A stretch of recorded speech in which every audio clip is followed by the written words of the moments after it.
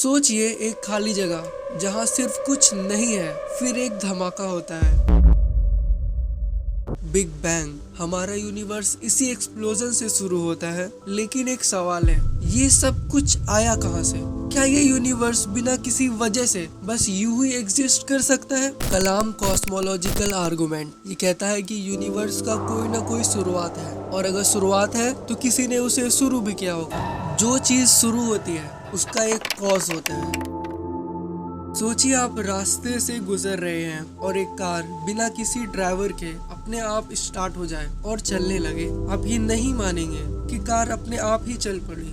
आप सोचेंगे कि ये किसी ने रिमोट से स्टार्ट किया होगा या कोई मैकेनिकल इशू होगा। कुछ भी अपने आप नहीं होता, हर चीज के पीछे एक रीजन होता है, चाहे वो मैकेनिकल इशू हो या किसी ने उसे रिमोट से स्टार्ट किया, लेकिन इसके पीछे भी एक रीजन है। तो जब हम कहते हैं कि जो चीज शुरू होती है उसका एक कॉज होता है, तो ये बात इतनी ऑब्वियस लगती है कि हम इस पर सवाल भी नहीं उठाते।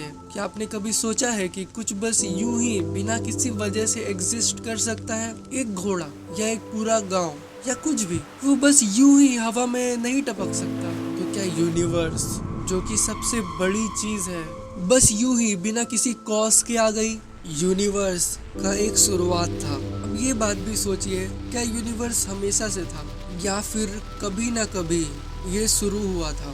सोचिए आपका वजूद क्यों है? ऑब्वियसली आप हैं क्योंकि आपके पेरेंट्स हैं, उन्होंने आपको जन्म दिया। लेकिन क्या उनके आने का भी कोई रीजन था? बिल्कुल, वो भी है, क्योंकि उनके पेरेंट्स उनके वजूद का कॉज है और ये सिलसिला पिछले जनरेशंस तक जाता है। तो आपके पेरेंट्स का भी एक कॉज है और उनके पेरेंट्स का भी, और ऐसे ही हर जनरेशन के पीछे एक कॉज है जो उनको एग्जिस्टेंस में लाया। आखिर हम पूरे इंसानी रेस की शुरुआत तक पहुंचते हैं। फिर हमारे एग्जिस्टेंस का रीजन पूरे अर्थ, पूरा यूनिवर्स में भी छुपा है। अगर आप सोचो तो अर्थ का भी एक ओरिजिन है, वो कॉस्मिक डस्ट और गैसेस से बनी थी, जो एक बड़े एक्सप्लोजन बिग बैंग के बाद फॉर्म हुए। ये बिग बैंग भी कहीं ना कहीं से हुआ था, उसका भी एक कॉज होना चाहिए। तो आखिर में हम एक ऐसे मोमेंट तक पहुंचते हैं जहां यूनिवर्स की शुरुआत हुई थी, लेकिन हम माने कि हर चीज की एक कॉज है, तो इस यूनिवर्स की शुरुआत के पीछे भी कोई कॉज होना चाहिए, एक क्रिएटर। और इस क्रिएटर का कोई कॉज नहीं हो सकता, क्योंकि इस क्रिएटर का भी कॉज हुआ तो फिर उसका भी क्रिएटर होगा, फिर उसका भी, और ये एक इन्फिनिटी लूप है। तो वो कॉज कैसा होगा? क्योंकि यूनिवर्स की शुरुआत में कोई स्पेस, कोई टाइम या एनर्जी नहीं थी, तो उसका कॉज कुछ ऐसा होना चाहिए जो इन सब चीजों से बाहर हो, timeless, spaceless, with unimaginable power. और ये कॉज सिर्फ एक पर्सनल बीइंग ही हो सकता है, जो अपनी मर्जी से, अपनी इच्छा से क्रिएशन को इनिशिएट करे, क्योंकि बिना किसी कॉन्शियस डिसीजन के एक टाइमलेस कॉज हमेशा इफेक्ट प्रोड्यूस करेगा, कोई एक मोमेंट पर नहीं। लेकिन अगर ये कॉज एक पर्सनल क्रिएटर है, तो ये अपनी मर्जी से एक स्पेसिफिक मोमेंट पर यूनिवर्स क्रिएट कर सकता है। क्या ये क्रिएटर ही गॉड हो सकता है? दोस्तों, जब हम इस यूनिवर्स की शुरुआत और उसके कॉज के बारे में सोचते हैं, तो एक चीज क्लियर होती है,